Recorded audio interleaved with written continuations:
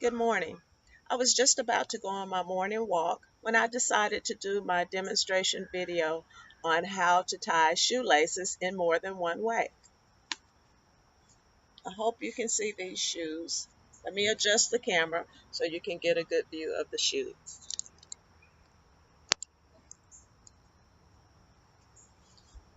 Here we have a pair of shoes. And the first way I'm going to show you is basic to me because it was how I was taught to tie my shoes when I was a child. Take each lace in each hand. Take one and cross it over the other. Go underneath and pull in opposite directions to make your tie. Next, you make a loop with one lace. Carry the other lace around the loop and underneath it. Pull it through the hole that's underneath and pull each loop in opposite directions. And there you have one loop. So let's go over that again. First, you have to make a tie by taking each string in each hand, carrying it over one string underneath it, and pull in opposite directions. Make a loop with one string, carry the opposite string around that loop and underneath it to form a second loop, and then pull in opposite directions. And there you have the basic way to tie your shoe. I'm going to untie it by pulling one string that's not within the loop. And there you see that it unties itself. The same way with the opposite one.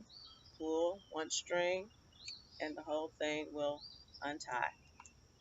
The second way to tie a shoe was shown to me by my nephew, Makai Johnson.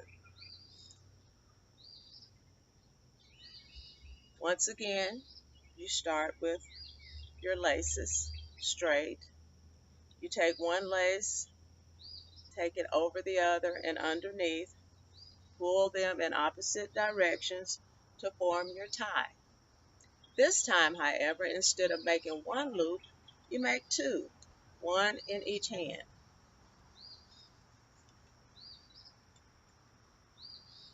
And then you take the loops and tie them together by crossing one over the other and underneath. And then you pull the two loops in opposite directions. And there you have it, same result. Let's go over that again. Take a lace in each hand, cross one over the other, underneath, pull in opposite directions to form your tie. Instead of one loop, now you make two, one in each hand, however is comfortable for you. Then you take each loop, take one loop, carry it over the top of the other loop and underneath it, and then you pull the two loops in opposite directions.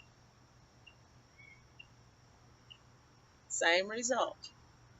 And the way we test this is to see if we can untie it the same way that we untied what I call the basic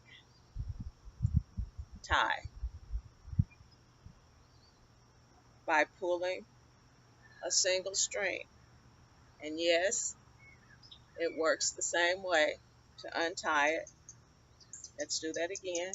Pull the one string that's not a part of the loop, pull it through, and it unties in exactly the same way.